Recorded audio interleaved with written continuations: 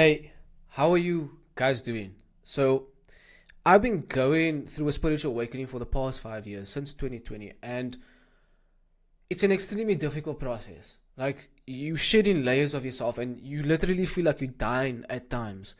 And when I started on my spiritual journey, I didn't have a lot of information. Like, there wasn't a lot of videos out there that would explain what I was going through and help me go through the process. And just the awareness of having, like, knowing like these different stages that you're going through when you're going through it, it helps you a lot, because then you can understand, okay, this is what I'm going through. This is usually like the time period that it takes to go through this phase, because I've noticed, or from my journey, I've seen that there's different periods. Like, each stage of the journey, there's 6 stages that I found that I've gone through. And through doing my research, I found that other people have this as well, and through speaking to people as well, interacting with people in communities, I found like this is generally the 6 stages that you go through. And I'm going to share examples from my own life, so that it helps you like integrate, and just it helps you navigate the stages to the best of your ability. And then I'm also going to give you timelines as well for how long you can expect, and what I did to help me get through the process. And at the end of the video, I'm going to give you the two secrets that will make this entire thing go super easy, because like I said, I've been going through this for 5 years. You don't need to go through it for that long. Like, I don't think you do. Like, I had a lot of stuff that I had to clear and go through, and at the same time, I didn't know these two secrets. And when you understand these two secrets and you implement it in your spiritual journey, I promise you, it's going to make this whole 6 step process of your spiritual awakening go much quicker, and you're going to have fun in the process as well. Who doesn't want to have fun like while they're going through a spiritual awakening? Like, there were some moments that were fun, but there were some moments that were extremely difficult. So let's get into it. The first stage is the wake up. So this is usually where, like, it happens in two ways. The way that is most common, the way that happened for me, is that usually something happens that shakes up your reality. Like, something happens, it's mostly negative events that happen that shakes you up, that makes you start questioning everything. Because in order to become the best version of yourself, you have to release who you are as a person. And in order to do that, you need to see that there's a new path for you. You can't see that you can't see that there's a new path if you are comfortable. Basically, what this stage does is that it takes you out of that comfort. Like, it puts you in so much pain that you can't ignore where you are anymore, and you have to start looking for new directions in order to get to this new version of yourself. Because stage 6 is basically like this new version of yourself, and I'm going to explain more about that. Like, it's way more than that.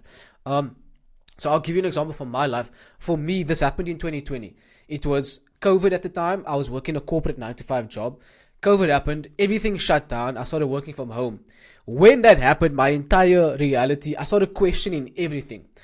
Because when we started working from home, I was like, why were we never working from home before? Like, I'm literally waking up from my bed, spending 4 hours to do the work, and then I have the rest of the day to play, to like to explore myself. I never had that time before. Whereas when I was working the corporate job, I had to spend 2 hours in traffic in the morning and in the evening. I had to spend 8 hours at work. I had to spend times walking to meetings. I had to spend times making small talk to people.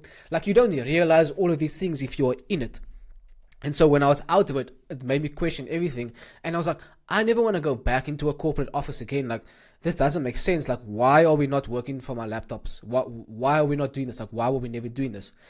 Because, like I said, it allowed me to have that extra time to explore myself. I didn't know who I was as a person, because I never took that time to sit down and figure that out. Like, I was either just working, which is 5 days a week, and having 2 days off and drinking with my friends and going out partying, because that was the only time I felt like I could be myself and like have fun, because I couldn't do it in the week. And so it was just a cycle. And so, like, that process of working from home made me realize I don't want to go back into office again. How do I make this work for myself, that I never have to work from office again?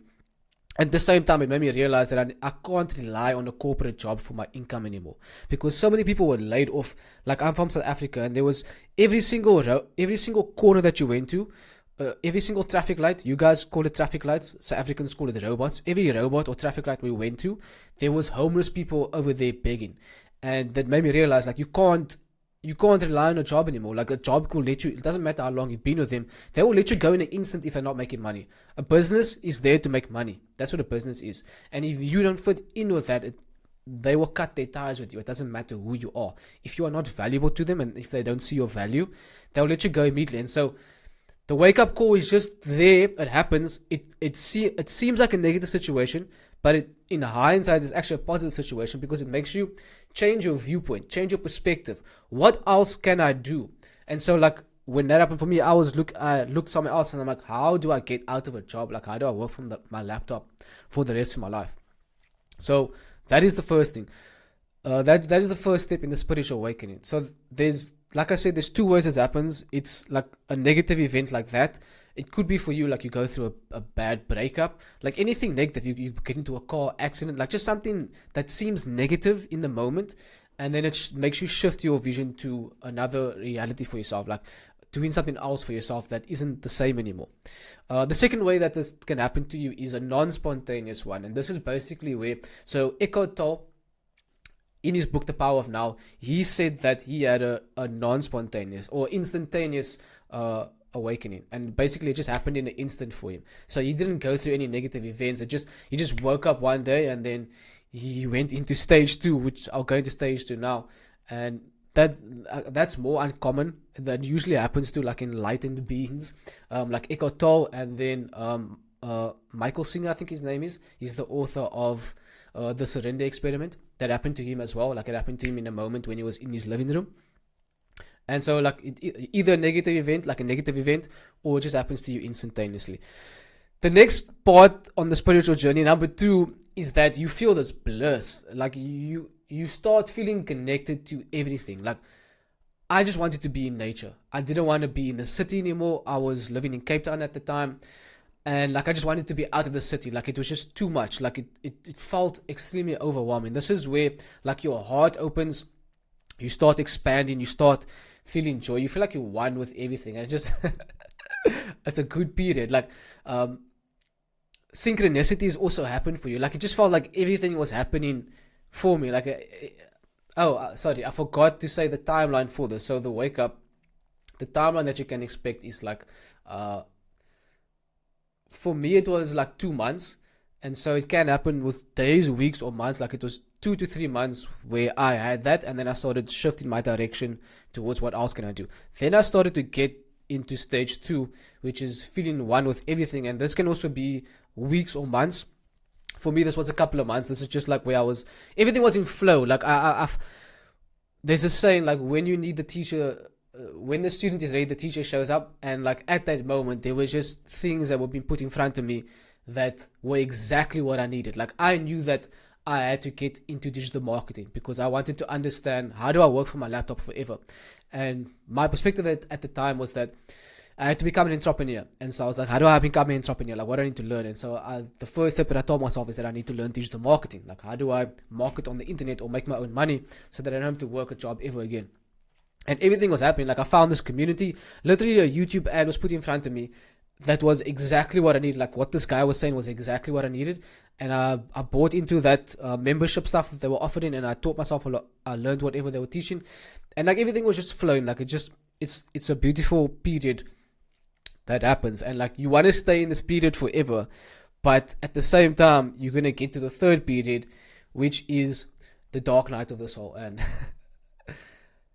this step 3 and step 4 is arguably the hardest parts of this entire journey, because so the dark night of the soul, I'm not going to tell you that you're going to go through this once and it will be done forever. It can happen, but I've been through three major dark nights of the soul. I'm kind of just coming out of my third one right now, and these were the hardest times of my life. And basically what's happening is that you're releasing everything that doesn't serve you anymore. In order to become the best version of yourself, in order to get to where you want to be and to fulfill the life that you came down here to fulfill, because we all come down here with a purpose. We don't just come here to work a job and pay bills. Like, we don't do that. Like, we are meant to help other people. And you can only do that, you can only become the best version of yourself if you release all the things that is holding you back. It's not about adding more things most of the time. It's more about releasing things, like peeling back the layers of your programming. Because when you're born, and your environment and your parents and everyone around you programs you with their programs. It's like a video game basically.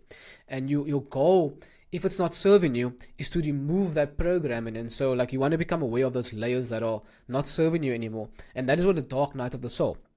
It's making you face the thing that you're scared of. Actually, that's what it is. Like you directly have to look at this thing, and you have to heal it. Because if you don't heal it, it's gonna stay there forever. And so like you have to heal it. And this ties in with step number 4, with stage number 4 of the spiritual awakening, which is the void. Now the void the void in my opinion is the hardest. The dark night of the soul is the second hardest, and the void is the hardest. What happens is that when you're going through the dark night of the soul, you're faced with the thing that it's usually one major theme that you are faced with. For me, it was to heal my relationship with money. I grew up extremely poor. I've had to look after myself from a very, very young age, and my safety was money. I knew that if I had money, and if I had money, I would always be safe because I could look after myself. And I had been looking after myself for a very long time. What happened was that the dark night of the soul pulled that all away from me. It took my money away. And it made me have to be okay with not having money. And then the void came. The void is basically like where the universe like just shuts the doors on everything. So that you can, it's like you in like, you know, when a caterpillar goes into a cocoon. It's like that. You're basically being transformed, but you're not allowed to like do anything that isn't in alignment with where you are going. And so like everything shuts down. Like at this point, so I quit my job. I started a business, and then I had the dark night of the soul where I was like, this business, like it doesn't feel aligned. Like I didn't enjoy what I was doing at all. And I shut down the business and I stopped making money, and I had no way to get income. And then I tried to get a job again, and I applied to probably 150 to 200 jobs, and I was overqualified for all of them, and none of it worked. Like literally the doors were shut on everything. Like I couldn't create money at all for myself. And so I had to face my biggest fear, which is, who are you without money? And I had to be okay with that. And when I did that, it brought me. So I'm gonna share the 2 secrets with you now, because like the 2 secrets is what actually got me through these difficult periods, and it will help you as well. So the 2 secrets is that you have to surrender, and you have to release your expectation. When I say release expectation, so we have expectations on everything that we do. Say for example, you're getting into content creation. You're going to have a certain expectation that if you post a certain amount of posts, or if you post a certain video, or you post a certain whatever, you have an expectation of what that's supposed to give you. What happens is that when you have that expectation and that expectation is not met, it breaks you. Like it literally breaks you, and it makes you quit.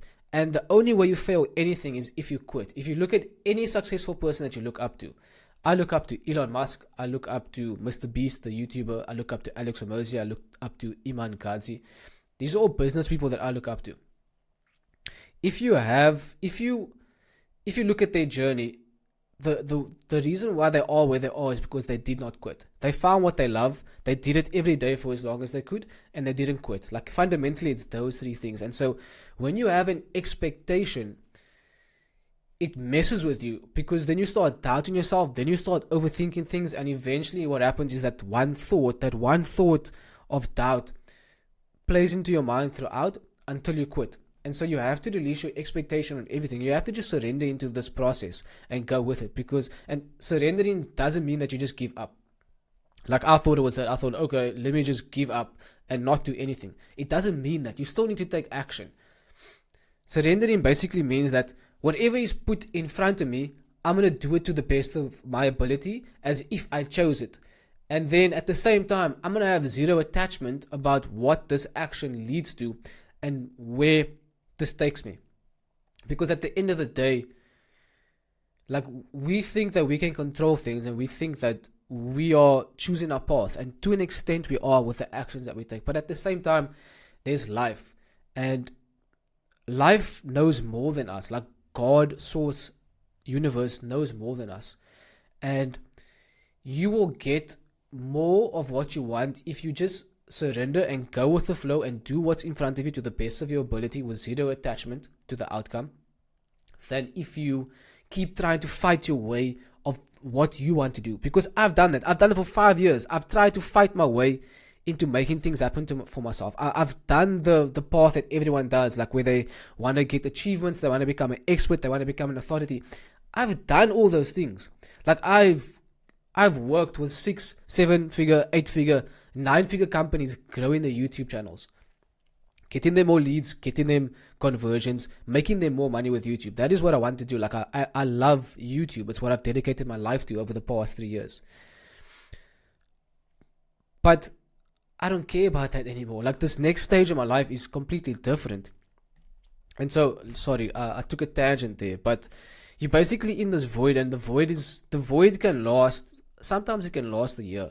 For me, it lasted about 9 months. The dark night of the soul and the void kind of lead into each other, and so for me, it lasted about 9 months.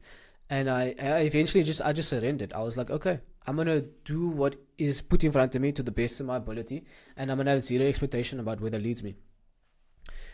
The next stage is that you re-emerge as this new version of yourself. And this is, I see this kind of as like a test, kind of, because like I think the universe is testing you at this stage, because the universe is going to put you in situations that's going to test you, and it's going to ask you now, what have you learned throughout these 4 stages? Have you integrated what you've learned over here, and are you embodying it? Because to become who you want to be, you have to be it first. It's be, do, have. If you read Conversations with God by Neil Donald Walsh, God speaks to him in there, and God tells him, you have to be first. You can't have anything without being.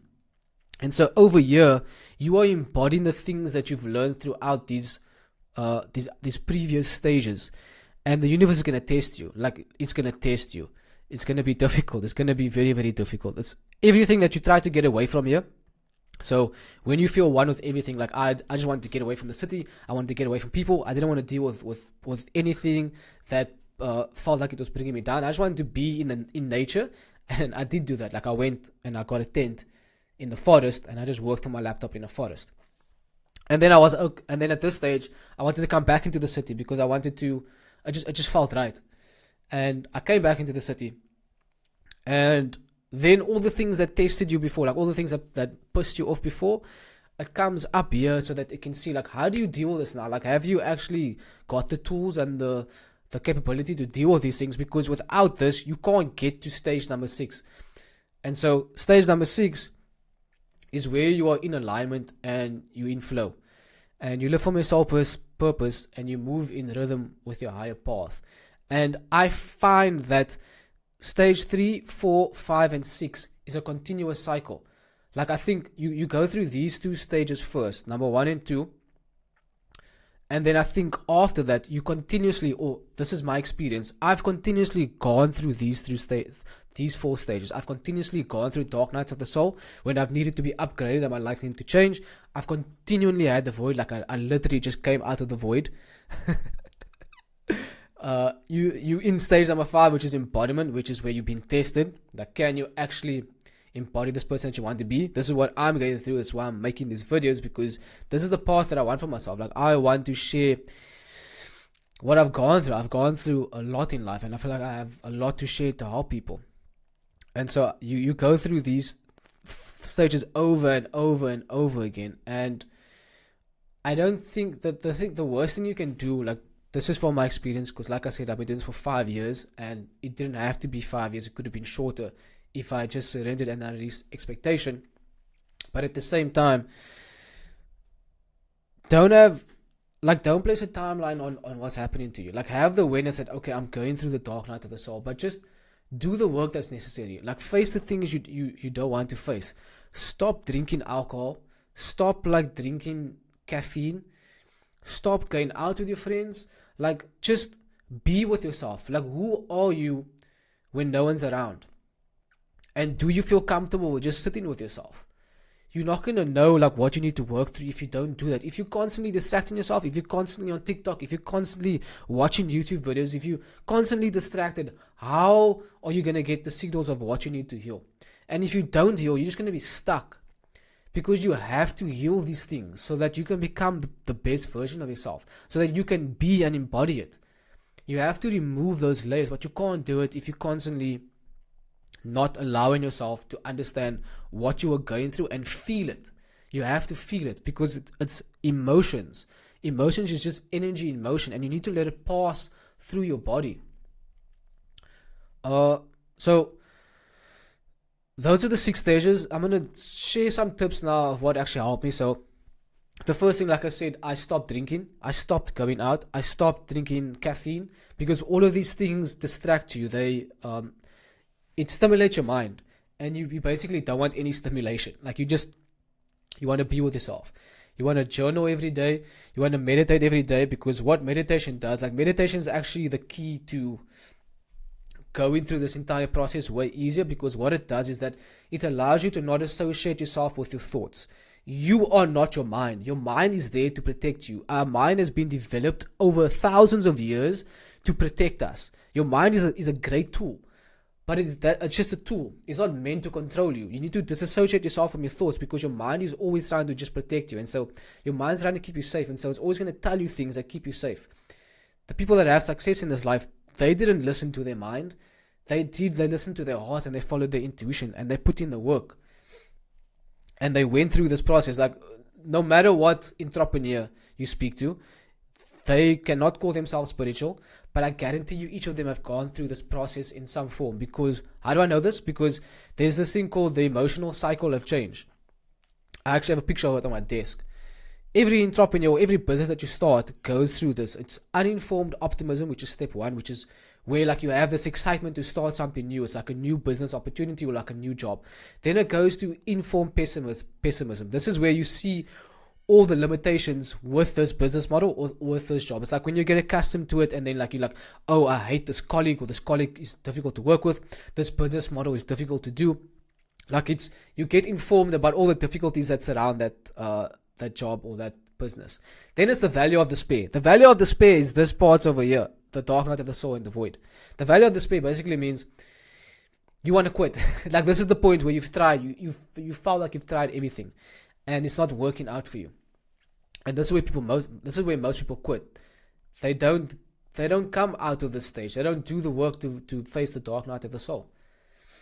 And then after the value of despair is informed optimism. It's when you're coming out of that and you realize, I actually have the tools to make this work. And then the last one is success and fulfillment. And you only get success and fulfillment if you don't quit, if you don't not do the work. Like if you do the work and if you surrender and you reach your expectations, you will go through this much easier. And I guarantee you will get everything you want in life, because the times that I've done that, and this is why I can also go through the dark night of the soul way quicker than what I did before, is I've just surrendered, and I've whatever is placed in front of me, because I've basically had to release everything that I've known. Like I know YouTube, I'm a YouTube strategist, but what I want to do now is that I don't want to optimize videos for YouTube anymore. I don't care about that. I want to make videos for a specific audience and solve a specific problem just for them based on my experience, and make videos that light me up and bring me joy. I don't care about algorithm stuff and crazy thumbnails and descriptions and all that things. Like I did that before. And I've grown over 20 personal channels doing that. And I've made money from YouTube. And I've helped other businesses do that as well. And so, like, I had to surrender to that and let go of who that person was. Because the person that I am now is completely different from that person. I don't want to be that person anymore. I want to be this new person and step into my soul purpose and meet my soul tribe and help the people that I came here to help. So I hope this video was helpful. And I'll see you guys in the next video. Cheers.